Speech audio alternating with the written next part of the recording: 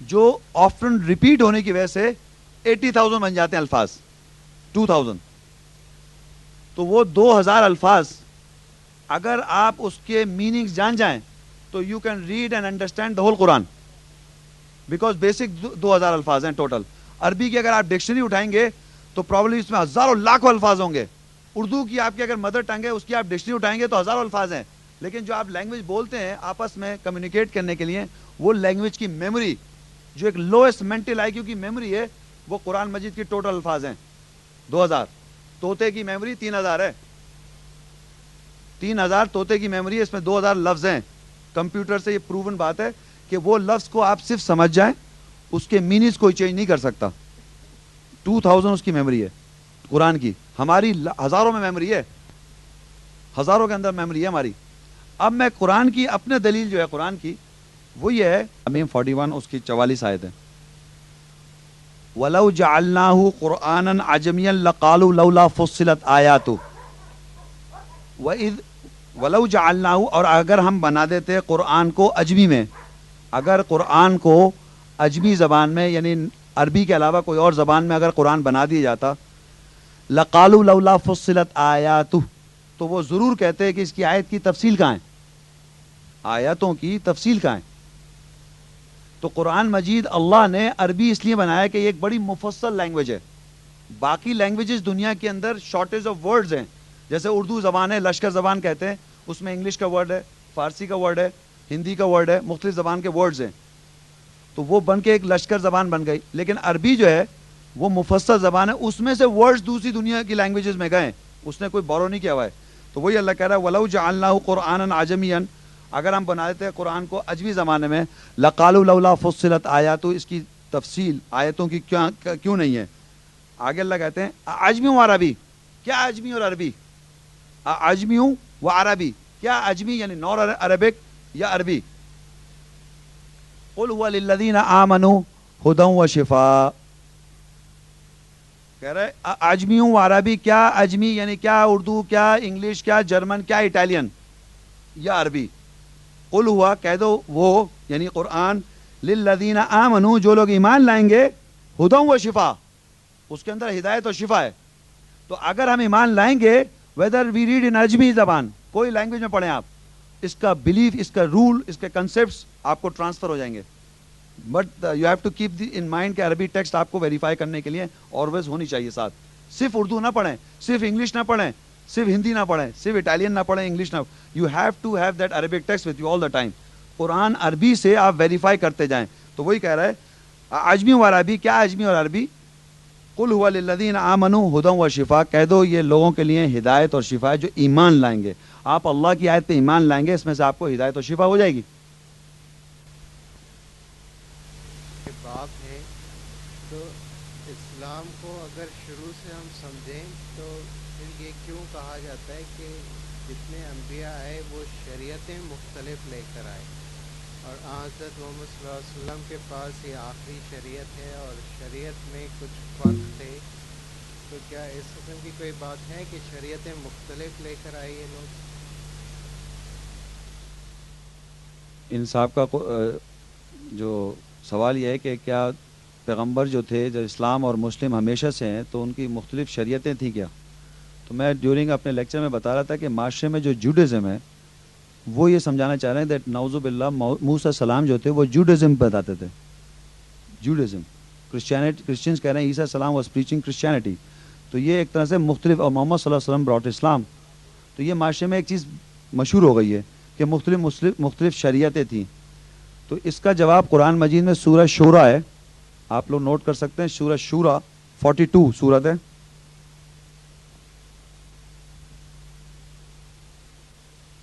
اس کی 13 آیت ہے.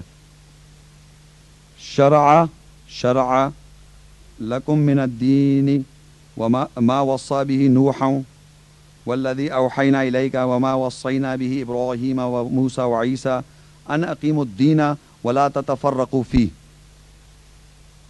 شرع جو ہے, اللہ کہہ رہا ہے شرع واسطے تمہارے دین میں وہی ہے جو وصیت کی تھی نوح نے, اور جو ہم وہی کر رہے ہیں تیری طرف, اور جو وصیت کی تھی ابراہیم کو, ابراہیم کو، وہ موسیٰ و عیسیٰ، موسیٰ کو اور عیسیٰ کو، ان اقیم الدین، کہ یہ کہ قائم کرو دین، ولا تتفرقوا فی، اور نہیں تم فرق کرو اس کے اندر. تو اللہ کے نزدیک شرع ہمیشہ سے وہی رہی ہے. وہ جو وصیت اس نے نوح کو کی، اور جو ابراہیم کو اور موسیٰ کو اور عیسیٰ السلام کو، یہ جتنے بھی پیغمبران دین ہیں، موسیٰ السلام، ابراہیم علیہ السلام، موسیٰ السلام، نوح علیہ السلام، یہ وہی شرع ہے، وہی وصیت میں آئی ہے، اور وہی محمد صلی اللہ علیہ وسلم کو دی، اور وہی پریکٹس ہے اور پریچ ہوتی چلی آ رہی ہے. آج ہم بھی وہی پریکٹس کر رہے ہیں.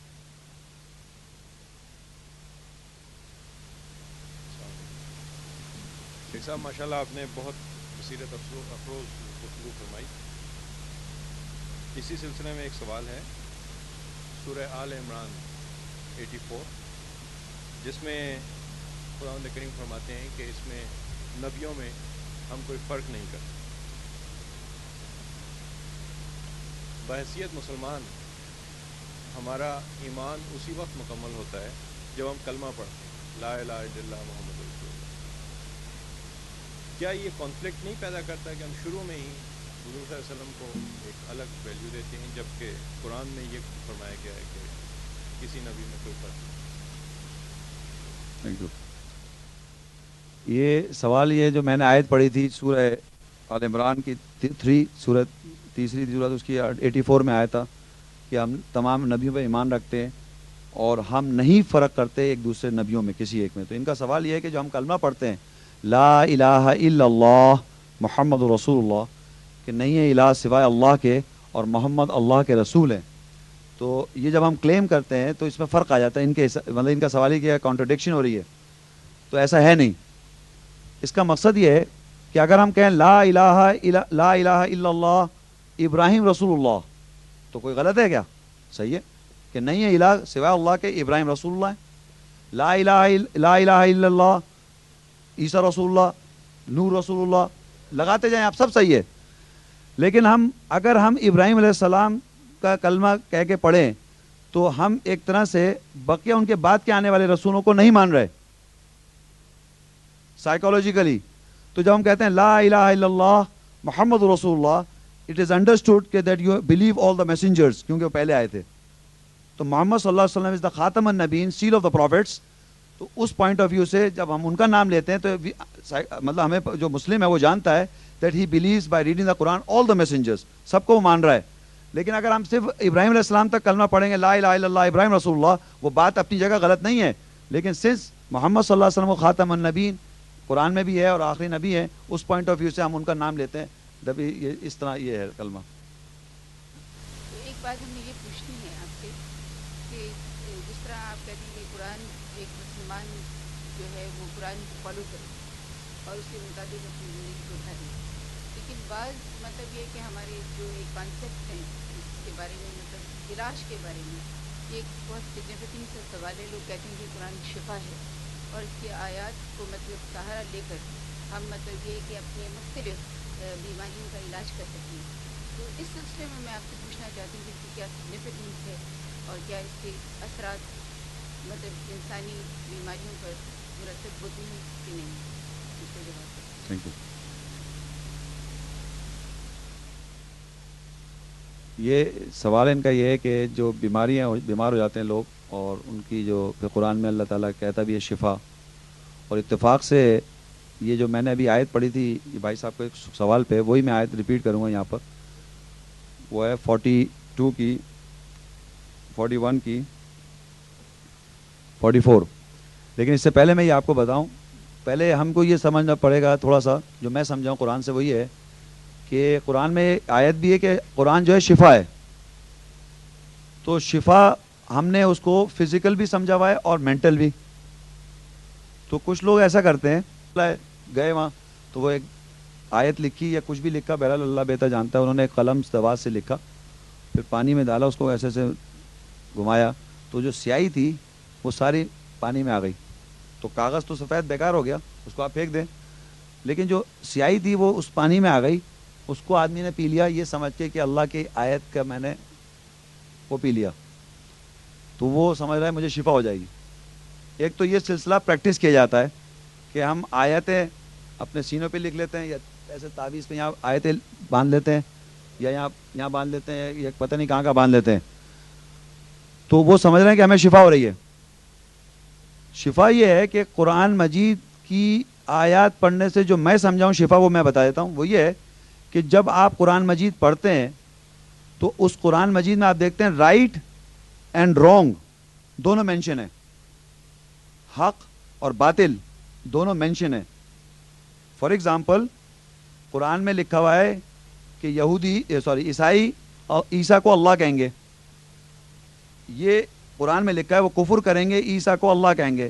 تو یہ رانگ جو معاشرے میں لوگ کہہ رہے ہیں وہ قرآن میں لکھا ہوا ہے, کرائٹیریا ہے, فرقان ہے قرآن.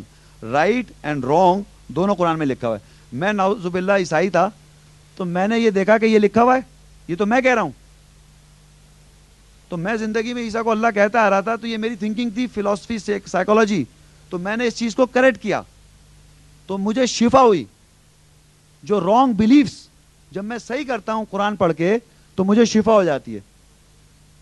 جو غلط خیالات آدمی کے ذہن میں ہیں تو قرآن جب پڑھے گا اس کو اپنی غلط خیالات نظر آ جائیں گے, چھپ نہیں سکتے آپ کمپلیٹلی اسٹارک نیکڈ ہیں ان دا سائٹس آف گاڈ. وہ آپ کی شخصیت جانتا ہے جو آپ کے خیالات اور سوچ ہے. تو جب آپ قرآن پڑھتے ہیں تو آپ کی شخصیت کھل کے سامنے آ جاتی ہے. جو رانگ آپ پریکٹسز کر رہے ہوتے ہیں تو وہ قرآن میں سامنے لکھا ہوا آ جاتا ہے کہ یہ مجھے نہیں کرنا ہے. تو وہ جو برائی یہ غلط میں کر رہا تھا, جب وہ چھوڑنا شروع کرتا ہوں پڑھ کے, قرآن سے ہدایت ملتی ہے تو شفا ہو جاتی ہے آپ کو. تو آپ میں ایک سیٹسفیکشن چہرے پہ اسلام میں آ جاتے ہیں, سلامتی میں آ جاتے ہیں اور آپ اس سے شفا ہو جاتی ہے. تو جو آیت ہے وہ یہی لکھی ہوئی ہے سورہ 41 حامیم. اس کی اگر کوئی ریفرنس پوچھے تو وہ یہی ہے 41 سورت اور 44 آیت. اس وقت میں بتا رہا ہوں, ویسے اور جگہ بھی ہے. وہی آیت تھی جو میں نے ان کو پڑھی تھی, وَلَوْ جَعَلْنَاهُ قُرْآنًا عَجَمِيًّا لَقَالُوا لَوْلَا فُصِّلَتْ آیَاتُهُ عَجَمِيٌّ وَعَرَبِيٌّ قُلْ هُوَ, کہہ دو وہ قرآن یعنی کہ لِلَّذِينَ آمَنُوا, جو لوگ ایمان لائیں گے یعنی اپنے کو صحیح کریں گے, تصدیق کریں گے, ہدیٰ و شفا, ان کے لیے ہدایت اور شفا ہے. تو ہدایت بھی ہو جائے گی ان کو اور شفا بھی ہو جائے گی.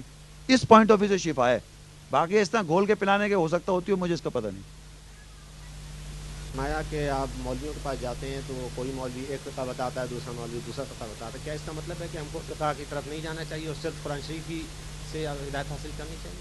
ہاں, میں نے کچھ سوال ان کا یہ کہ ہمیں فقہوں میں الجھنا چاہیے نہیں الجھنا چاہیے, یہ غالباً سوال ہے. فقہ سے مطلب راہ حاصل کرنے, ہدایت حاصل دیکھنے کے لیے, اپنی راہ سننے کے لیے فقہ کی طرف جانا چاہیے یا صرف قرآن شریف؟ نہیں, اصل میں آپ کو صحیح ہے, آپ اور ہم اگر قرآن مجید پہ مطالعہ شروع کریں گے, میں پچھلے 5 سال سے تھوڑا بہت کر رہا ہوں, مجھے روز بروز یہ احساس ہوتا جا رہا ہے کہ یہ ایک سمندر ہے. اور کوئی آدمی یہ کہے کہ میں نے قرآن پڑھ لیا صاحب, دس is finish, let's take hadith now, this is finish, let's take fiqh. I don't know how they get time. آپ یقین کریں قرآن مجید کو اگر آپ سچائی سے پڑھنا شروع کریں تو پوری زندگی جو ہے نا آپ کی کم ہے اس کو سمجھنے اور اس میں سے علم حاصل کرنے کے لیے. اتنا اس میں علم ہے. اور قرآن میں خود کلیم ہے کہ اگر ایک جگہ آیت ہے کہ اگر درخت قلم بن جائیں اور سمندر سیاہی بن جائے تو اس کے کلمات ختم نہیں ہو رہے. تو اگر ہم اس کو ہم جاننا چاہیں گے تو کنٹینیوس پوری زندگی آپ لگے رہیں گے تو پرابلی آپ کو ادھر ادھر جانے کی ضرورت نہیں ہوگی, پیش آئے گی. نہیں, یہ بات تو بالکل صحیح ہے آپ جی, لیکن مسئلہ یہ ہے کہ نماز وغیرہ پڑھنا ہے یا پاکیزگی کے لیے, طہارت کے لیے, اور مختلف مسائل جو ہیں اس قسم کے, یہ تو قرآن شریف ہمیں ڈیٹیل میں نہیں بتاتا. تو اس کے لیے تو ہمیں فقہ کی طرف جانا پڑے گا یا ویسے ہی پتہ چل جائے گا ہمیں؟ پرٹیکولرلی کس چیز کی آپ بات کریں؟ مطلب نماز کا طریقہ ہی سمجھ لیجیے کہ نماز کا طریقہ ہے, آپ نے نیت باندھی, سورہ فاتحہ پڑھی اور سب جو کچھ بھی ثنا پڑھی, سورہ فاتحہ پڑھی, آپ نے یہ طریقہ ہے. یہ سب سمجھنے کے لیے آپ کو کہاں سے یہ پتہ چلے گا کہ یہ کون سی چیز صحیح ہے اور کون سی غلط ہے؟ پاکیزگی کے متعلق طہارت کہاں تک کی ہے, کہاں سے ختم ہوئی, کہاں شروع ہوئی, یہ سب باتیں کہاں سے پتہ چلیں گی؟ فار ایگزامپل آپ نے صلاۃ کی بات کی, ٹھیک ہے, اب آپ یہ کہے کہ میں ایک کرسچن, یوں سمجھیے کہ آپ آرڈنری کرسچن اسی مسجد میں چلا جائے اور وہاں مسجد میں نماز کے ٹائم سے تھوڑی دیر پہلے چلا جائے تو دیکھتا کیا ہے وہ لوگ وضو کرتے, وضو کرنے کے بعد جا کے امام صاحب ایک صاحب کھڑے ہو جاتے ہیں, اس کے پیچھے لائن میں سب لوگ لائن اپ کر لیتے ہیں. اس کے بعد ایک آدمی چلاتا ہے کچھ اور پھر امام صاحب کچھ پڑھنا شروع کر دیتے ہیں اور تھوڑی دیر کے بعد قیام ہوتا ہے, پھر رکوع ہوتا ہے, پھر سجدہ. آپ لوگ جانتے ہی ہیں اس پوزیشن کو وہ دیکھتا ہے انگریز. جب سلام پھر جاتا ہے تو سب مسجد سے واپس جانے لگتے ہیں. تو اس نے مجھ جیسے کو بلایا, ادھر آؤ بھائی, یہ تمہارا سسٹم آف پریئر جو ہے یہ مجھے بڑا پسند آیا, یہ کیا ہے, کچھ بتاؤ مجھے. کہنے لگے ہم جو ہیں پہلے آتے ہیں یہاں پر جوتے اتارتے ہیں باہر اور وہاں جا کے پہلے دھوتے ہیں اپنے کو, وضو کہتے ہیں اسے. اچھا, اس کے بعد پھر یہ لائن اپ کرتے ہیں. کہنے لگے اچھا. پھر کہنے لگے یہ ہمارے امام صاحب ہیں, یہ ہمارے لیڈر ہیں, یہ ہماری پریئر کو لیڈ کرتے ہیں. کہنے لگے اچھا. کہنے لگے یہ پڑھتے ہیں. پھر کہنے لگے کیا پڑھتے ہیں؟ کہنے لگے قرآن. کہنے لگے کیا پڑھا قرآن میں؟ میں پوچھ کے بتاتا ہوں اس سے, مولوی صاحب سے پوچھتا ہوں کیا پڑھا. کہنے لگے کہاں سے پڑھا یہ مجھے معلوم نہیں ہے, کون سی سورت سے پڑھا یہ بھی مجھے معلوم نہیں ہے, کیا پڑھا یہ بھی مجھے معلوم نہیں ہے. کہنے لگا کل سے میں بھی آؤں اور اسی طرح میں وضو کروں, اسی طرح تمہارے ساتھ چپ چاپ کھڑا ہو جاؤں اور ایسے قیام رکوع سجدہ کروں, تو کیا میں مسلم ہوں؟ انگریز پوچھ رہا ہے آپ سے. کہنے لگا نہیں تم مسلم نہیں ہو, کیونکہ میں لیبل کیری کر رہا ہوں مسلم کا, میں تو اسی طرح کروں تو میں تو مسلم ہوں, لیکن تم نہیں ہو. یہ کیا بات ہوئی کہ وہ اگر اسی طرح کھڑا ہو جائے, قیام رکوع سجدہ ہو جائے, تو وہ مسلم نہیں ہے, ہم مسلم ہیں کیونکہ ہمیں نہیں معلوم. تو کہنے لگے, میں نے کہا پھر وہ کس طرح ہو مسلم؟ کہنے لگے وہ قرآن پڑھے, بائبل کو ریجیکٹ کرے, وہ سمجھے معنوں سے, بائبل کو ریجیکٹ کرے وہ اللہ کی کتاب نہیں ہے, قرآن کو سمجھ کے پڑھے, پھر وہ مسلمان ہوگا. اور یہ صلاۃ جو ہے اس میں آپ کیا پڑھتے ہیں, کون سی کیا چیز تلاوت کرتے ہیں؟ صلاۃ میں بیسیکلی تو قرآن شریف ہی, قرآن کی آیتیں ہیں نا, لیکن بہرحال ایک طریقہ ہے اس کا کہ ٹھیک ہے, ثنا پڑھنی ہے, اقامت جی کرنی ہے ساری. ٹھیک ہے. تو قرآن مجید میں اس کا ہمیں کلو ملنا چاہیے, جی ٹھیک ہے نا. تو قرآن مجید میں آپ دیکھیں, قرآن میں جو سورہ بقرہ کی ایک آیت ہے, میں آپ کو پڑھ کے سناتا ہوں. پہلے آپ اگر آپ قرآن مجید دیکھنے کنسرن کرنا نہیں ٹھیک ہے, میں تو خود سمجھنے کی کوشش کر رہا ہوں, بحث نہیں کر رہا ہوں, ٹھیک ہے, میں سمجھنے کی کوشش کر رہا ہوں. 3 کی سورہ ال عمران ہے, اس کی 96 آیت ہے. 2-3 آیتیں میں آپ کو پڑھوں گا. انا ولا بیتم وضع للناس للذی ببکۃ مبارکا وہدی للعالمین, بے شک پہلا گھر وضع کیا انسان کے لیے, للذی ببکہ جو بکہ میں, مبارک جگہ ہے, ہدایت عالمین کے لیے, ہدایت عالمین کے لیے وہ گھر ہے. یعنی کہ اول گھر مکہ بکہ میں, انا ولا بیتم وضع للناس, بے شک پہلا گھر وضع کیا بنا دیا انسان کے لیے. کہاں پر ہے؟ للذی ببکہ جو بکہ میں, مبارک جگہ ہے اور ہدایت عالمین کے لیے. آپ وہاں سے ہدایت لیں, اس پہلے گھر سے. وہاں کیا ہو رہا ہے, وہاں کیوں لیں, وہاں سے کیوں لیں صاحب؟ سعودی عرب کی بات نہیں کر رہا, اول گھر کی بات کر رہا ہوں. تو وہاں پر سورہ بقرہ میں 144 آیت ہے, یہ میں نے پڑھی تھی ال عمران کی 96. سورہ بقرہ کی 144 آیت ہے. آیت ہے قد نرا تقلب وجهک فی السماء, ہم تمہارا منہ آسمان میں اٹھتا ہوا دیکھ رہے ہیں. فلنولینک قبلۃ ترضاها, ہم تمہارا منہ اسی قبلے کی طرف کر دیں گے. فولی وجهک شطر المسجد الحرام, اپنا منہ مسجد حرام کی طرف کر لو. تو مسجد حرام کی طرف آپ نے منہ نہیں, مسجد کا منہ کر رکھا ہے صرف. تو وہاں کیا ہو رہا ہے؟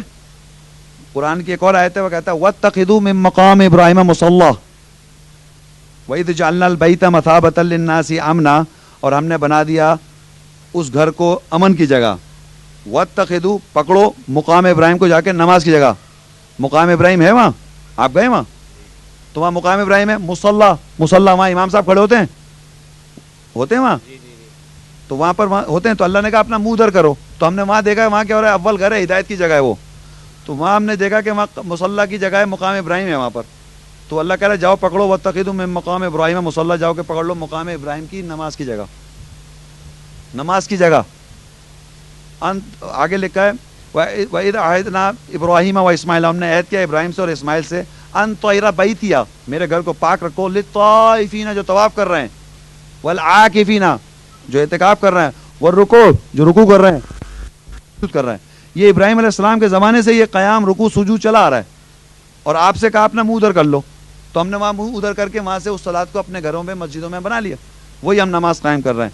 ابراہیم علیہ السلام کہتے ہیں سورہ ابراہیم کی 14, رب اجعلنی مقیم الصلاۃ, اے رب مجھے قائم کر دے صلاۃ پر, ومن ذریتی, اور میری ذریت میں, ربنا وتقبل دعا, اور اے میرے رب میری دعا قبول کر لے.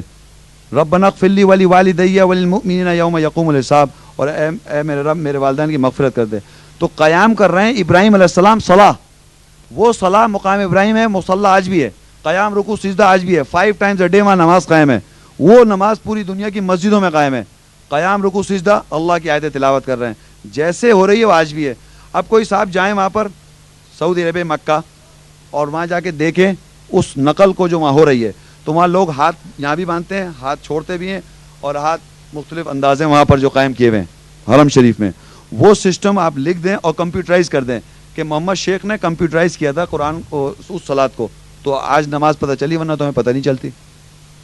نماز قائم ہے پہلے سے, وہ صرف پریکٹس چلی آ رہی ہے. تو باقی جو چھوٹے مسئلے آپ نہانے کا کہہ رہے ہیں وہ سنت ہے, وہ چلی آ رہی ہے, کوئی سنت پہ ڈسپیوٹ نہیں کر رہا ہوں میں. جو سنت آرڈینڈ ہے وہ آپ کو فزیکلی ہوتی ہوئی نظر آئے گی. جیسے ایک آدمی شراب پی رہا ہے تو قرآن میں لکھا ہے شیطانی عمل ہے, تو آپ کو شیطانی عمل نظر آئے گا. ایک آدمی صلاۃ قائم کر رہا ہے, یہ سنت رسول ہے. میرا مقصد کہنے کا یہی تھا کہ قرآن شریف میں یہ جو مختلف چیزیں یہ تو دیے دیے ہیں رکوع اور سجدے وغیرہ کے متعلق, لیکن ہم تو اب اس کے اندر پوری قرآن شریف کو ڈیٹیل میں نہیں پڑھ سکتے. ہمیں تو سب سے پہلے نماز سیکھنی ہے. نماز تو ہمیں جیسے ہی ہم مسلمان ہوئے ہمیں نماز شروع کر دیں گے. نماز سیکھنی ہے ہمیں, تو کسی سے نماز تو سیکھیں گے ہم جا کر کے. میں نے آپ کے قرآن میں اللہ کا ہے صلاۃ قائم ہے, یہ میں نے آیتیں پڑھنے کا مقصد صلاۃ قائم ہے, جیسے ہے وہی کر رہے ہیں آپ, کوئی ڈفرینس ہی نہیں ہے. ہاں, میرا مقصد یہی ہے کہ ہمیں تو کسی مولوی کے پاس, کسی بھی مولوی کسی بھی اس کے کسی کے پاس جا کر کے سمجھنا پڑے گا, سیکھنا پڑے گی نماز پہلے جا کر کے, یا ہم سب سے پہلے قرآن شریف لے کے قرآن شریف سے شروع ہو جائیں کہ جب اس میں ہمیں طریقہ سمجھ میں آ جائے گا پھر ہم نماز شروع. آپ کو ابھی تک نماز کا طریقہ نہیں ملا؟ مجھے طریقہ مل گیا. پھر میرا مقصد ہے کہ ایک عام آدمی جب مسلمان جی ہو رہا ہے, جو کرسچن کی آپ نے بات کی تھی, کرسچن اگر مسلمان ہو رہا ہے جی تو وہ پہلے جاتے ہی قرآن شریف تو نہیں شروع کر دے گا, وہ کسی نہ کسی مولوی کے پاس جائے گا اور اس سے سمجھے گا طریقہ, اور اس کو بتایا جائے گا کہ نماز پڑھنا, اب تم مسلمان ہو گئے, اب سے تمہارے اوپر نماز فرض ہو گئی ہے اور نماز پڑھنا شروع کر دو. تو نماز کا جو طریقہ بتایا جائے گا وہ مولوی ہی بتائے گا. تو سر میں نے آپ کو ابھی ایک ایگزامپل بھی دی تھی, اس جس کو آپ نماز پہ اتنا زور دے رہے ہیں, آپ یقین کریں میں کسی کو انسلٹ نہیں کر رہا, 90% جو مسجد میں لوگ قیام رکوع سجدہ کر رہے ہیں ان کو معلوم ہے وہ کیا پڑھتے ہیں. تو آج تک آپ نے نماز تک سیکھی نہیں ہے, جس پہ آپ بحث کر رہے ہیں وہ سیکھا ہی نہیں ہے.